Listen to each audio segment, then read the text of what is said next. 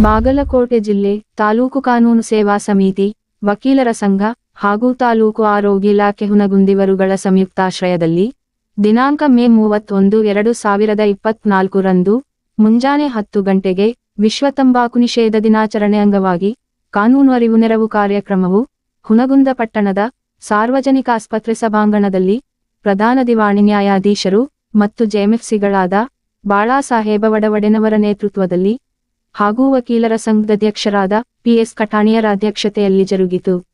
ಈ ಒಂದು ಕಾರ್ಯಕ್ರಮದಲ್ಲಿ ಹಿರಿಯ ದಿವಾಣಿ ನ್ಯಾಯಾಧೀಶರು ಉದ್ಘಾಟನಾಪರ, ಹಿರಿಯ ನ್ಯಾಯವಾದಿಗಳಾದ ಎಂಎಂಆವಾರಿಯರು, ತಂಬಾಕು ದುಷ್ಟ ಪರಿಣಾಮಗಳು ಉಪನ್ಯಾಸಪರ, ತಾಲೂಕು ಆರೋಗ್ಯಾಧಿಕಾರಿಗಳಾದ ಎಸ್ಎಸ್ ಅಂಗಡಿರು ಮುಖ್ಯ ಅತಿಥಿಗಳ ಪರ ಮಾತನಾಡಿ, ಜಾಗತಿಕ ಹೆಮ್ಮಾರಿಯಾಗಿ ಕಾಡುತ್ತಿರುವ ತಂಬಾಕು ಕ್ಯಾನ್ಸರ್ ಅನ್ನು ಹೋಗಲಾಡಿಸಲು ವಿಶ್ವಾರೋಗ್ಯ ಸಂಸ್ಥೆಯಿಂದ 1987 ರಲ್ಲಿ ತಂಬಾಕು ಮುಕ್ತ ದಿನಾಚರಣೆ ಜಾರಿಯಾದರೂ ಸಹ ವಾರ್ಷಿಕವಾಗಿ ಸರಾಸರಿ 70 ರಿಂದ 80 ಲಕ್ಷ ಜನರು ಗಂಭೀರ ಕ್ಯಾನ್ಸರ ಕಾಯಿಲೆಗಳಿಗೆ ತುತ್ತಾಗುವಿಕೆ, ಧೂಮಪಾನದ ಪರೋಕ್ಷ ಹೊಗೆಯಿಂದ ಗರ್ಭಿಣಿಯರು, ಬಾಣಂತಿಯರು ಒಳಗೊಂಡು ಸುಮಾರು 40 ಲಕ್ಷ ಜನರ ಸಾವಿನ ಪ್ರಮಾಣ ಹಾಗೂ ಮತ್ತು ತರುವ ಡ್ರಗ್ಸ್ ಜಾಹೀರಾತು ಪ್ರಸಾರದಿಂದ ಅಸಂಬದ್ಧ ವ್ಯವಸ್ಥೆಗೆ ಕಾರಣವಾದ ಸಂಗತಿಗಳು ಪ್ರಸ್ತಾಪಗೊಂಡವು.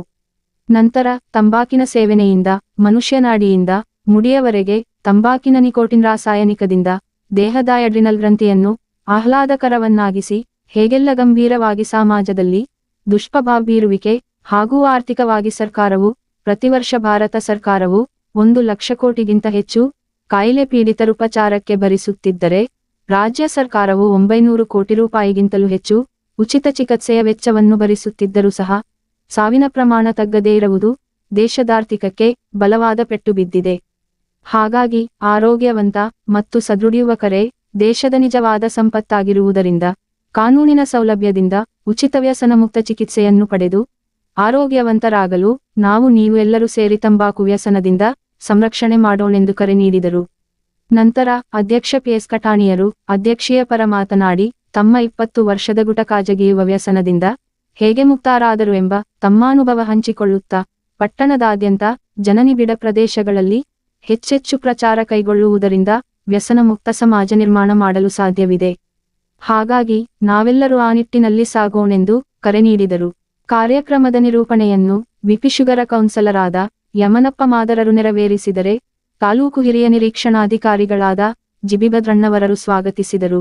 ಹಾಗೂ ಮುಖ್ಯ ಅತಿಥಿಗಳಾಗಿ ತಜ್ಞ ವೈದ್ಯರಾದ ಡಾಕ್ಟರ್ ರೇವಣ ಸಿದ್ದಪ್ಪ ಶೇಖಣ್ಣವರ, ಡಾಕ್ಟರ್ ನವೀನ ಸಜ್ಜನ, ವಕೀಲರ ಜಂಟಿ ಕಾರ್ಯದರ್ಶಿಗಳಾದ ಎಂಎಸ್ ಸಂಗಮಕರ ವೇದಿಕೆ ಅಲಂಕರಿಸಿದ್ದರು.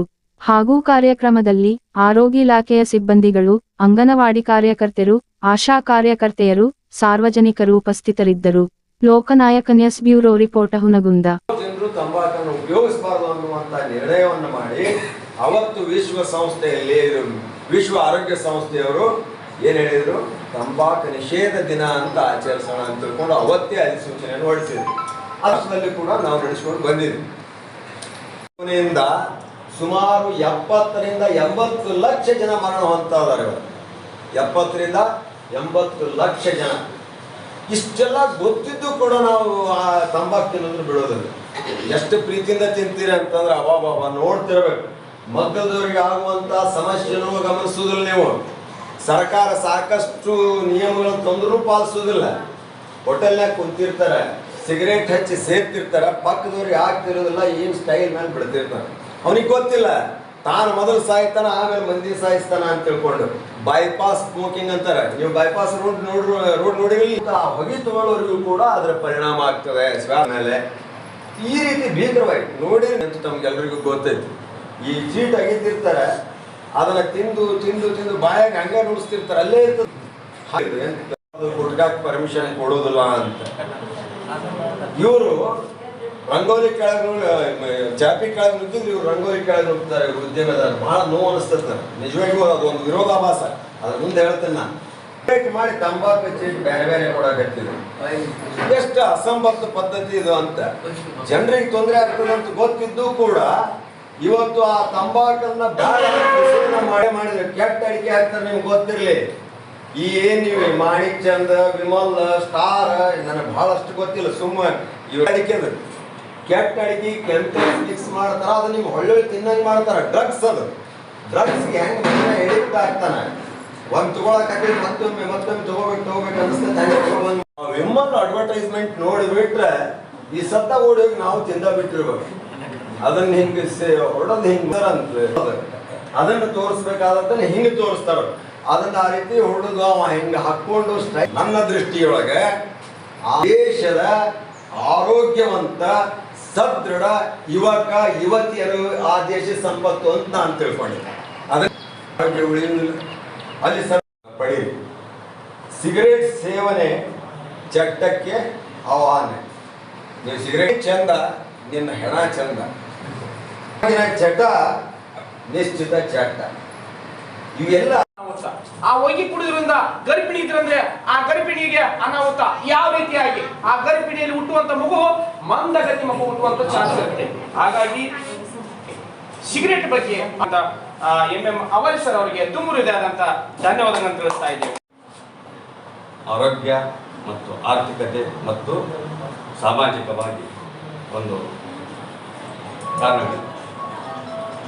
ಆರೋಗ್ಯ ಅಂದರೆ ದೇಹದ ತಲೆಯಿಂದ ಹಿಡ್ಕೊಂಡು ಕಾಲಿನವರೆಗೂ ಇದು ದುಷ್ಪರಿಣಾಮ ಬೀರುತ್ತೆ. ತಂಬಾಕು ಜಿಗಿಯೋದ್ರಿಂದ ಆದರೆ ನಾವು ಹೇಳಿದರು ಬಾಯಲ್ಲಿ ಓರಲ್ ಉಲ್ಸರ್ಸು, ಕ್ಯಾನ್ಸರ್ಸು, ಥ್ರೋಟ್ ಕ್ಯಾನ್ಸರು ಜಿಗಿಯೋದ್ರಿಂದ ನಮ್ಮ ದೇಹದ ಮೇಲೆ ಒಂದು ಪರಿಣಾಮ ಆಗುತ್ತೆ. ಅದರಲ್ಲಿರ್ತಕ್ಕಂಥ ರಾಸಾಯನಿಕ ವಸ್ತು ದೇಹದ ಒಂದು ಅಡ್ರಿನಲಿನ್ ಗ್ರಂಥಿನ ಸ್ಟಿಮ್ಯುಲೇಟ್ ಮಾಡಿ ನಮ್ಮ ದೇಹಕ್ಕೆ ಒಂದು ಆಹ್ಲಾದಕರ ಮನೋಭಾವನ ಉಂಟು ಮಾಡುತ್ತೆ. ಅದಕ್ಕೆ ನಾವೇನು ಮಾಡ್ತೀವಿ, ಅದರ ದಾಸರಾಗ್ತೀವಿ, ತಂಬಾಕಿನ ದಾಸರಾಗ್ತೀವಿ. ಅದನ್ನು ನಾವು ಬಿಡಬೇಕು ಅಂದರೆ ಹೇಳಿದ್ರನ್ನ ಕ್ರಮೇಣವಾಗಿ ಬಿಡಬೇಕು. ನಮಗೆ ಸಂತೋಷ ಕೊಡೋದ್ರ ಜೊತೆಗೆ ಅದು ನಮ್ಮ ಮೇಲೆ, ನಮ್ಮ ದೇಹದ ಮೇಲೆ ಕೆಟ್ಟ ಪರಿಣಾಮಗಳನ್ನು ಬೀಳ್ತಾ ಕೊನೆಗೆ ನಮ್ಮ ದೇಹದ ಆರೋಗ್ಯವನ್ನು ಕಸ್ಕೊಂಡು ಬಿಡುತ್ತೆ. ಈಗ ಕ್ಯಾನ್ಸರು ಅಂತ ಇದೆ, ನೀವು ಉಳಿಯೋಕ್ಕೆ ಸಾಧ್ಯತೆ ಇದೆಯಾ? ಸಾಧ್ಯನೇ ಇಲ್ಲ.